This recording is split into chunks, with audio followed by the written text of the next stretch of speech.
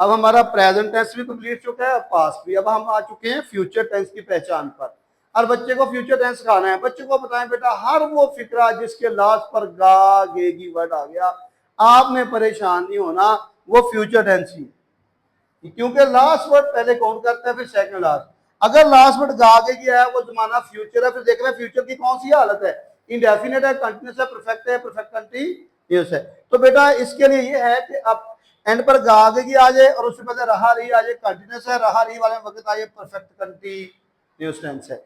अब हम देखेंगे कि अगर गा गेगी आ गया और इधर चुका चुकी आ गया, काम मुकम्मल हो गया, लिखा हुआ है काम मुकम्मल, वो खाना खा चुके होंगे, वो खत लिख चुके होंगे, वो लाहौर जा चुके होंगे। जहां काम मुकम्मल हो गया बेटा वो परफेक्ट टेंस है।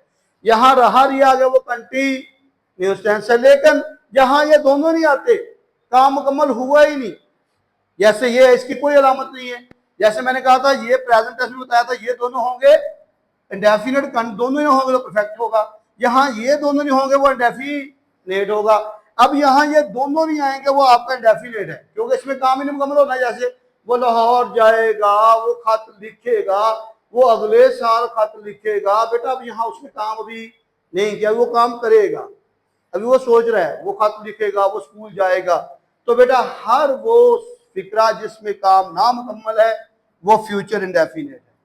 जहां काम जारी है, रहा रही आगे, फ्यूचर कंटिन्यूस है। जहां काम मुकम्मल हो चुका है वो फ्यूचर परफेक्ट है, और जिसमें वक्त आ जाए कंटिन्यूस में वो फ्यूचर परफेक्ट कंटिन्यूस टेंस है। ये हमारा फ्यूचर टेंस मुकम्मल हुआ। अब मैं सारे टेंसेस 1 मिनट में रिवाइज करूंगा, और से सुनना है। बच्चे को सिखाना है बेटा कोई भी फिक्रा उर्दू से इंग्लिश करना है। कल का स्टेप हमारा होगा उर्दू से इंग्लिश कैसे करती है।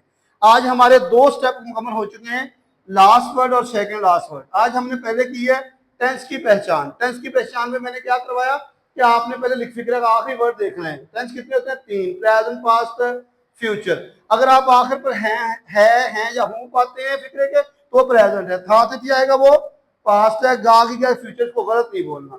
उसने हॉकी खेली है, इसको कभी पास्ट नहीं बोलना, ये प्रेजेंट है, और प्रेजेंट कौन सा है? वो प्रेजेंट परफेक्ट है, वो मैंने सिखा दिया आपको। अब ये हमारा हो गया लास्ट वर्ड की पहचान। देखें है आया, प्रेजेंट था आया, पास्ट गा आया, फ्यूचर। अब उसके बाद है सेकंड लास्ट। फिक्रे का सेकंड लास्ट वर्ड जो होता है वो हालत होती है। आज हमारे टेंसेस भी मुकम्मल हो गए, टेंसेस की हालतों की पहचान भी मुकम्मल हो गई। अब मैं आपको एक बार बोल दूंगा, लास्ट वर्ड का पता चलने के बाद अगर फिक्रा प्रेजेंट क्या है तो 2 बातें याद रखनी है हूं से पहले ता किया तो प्रेजेंट डेफिनेट है, रहा लिया तो प्रेजेंट कंटिन्यूस है। अगर ये दोनों आए तो प्रेजेंट परफेक्ट है, और वक्त आ गया तो परफेक्ट कंटिन्यूस है। अगर फिक्रे के अंदर था से थी और फिक्रे में चुका चुकी आ गया परफेक्ट है, रहा रही आ गया कंटिन्यूस है। अगर ये दोनों नहीं आते वो इंडेफिनेट है, जैसे उसने हॉकी खेली, मैंने कहा इंडेफिनेट के अंदर पर कुछ भी नहीं आता। उसके बाद फ्यूचर टेंस आ गया, अगर चुका चुकी आ गया, काम मुकम्मल हो गया तो फ्यूचर परफेक्ट है, रहा रही आ गया फ्यूचर कंटिन्यूस टेंस है। अगर ये दोनों नहीं आते तो आपका वो फिक्रा फ्यूचर इंडेफिनेट का होगा। बेटा ये टेंसेस की उर्दू में पहचान मुकम्मल हुई।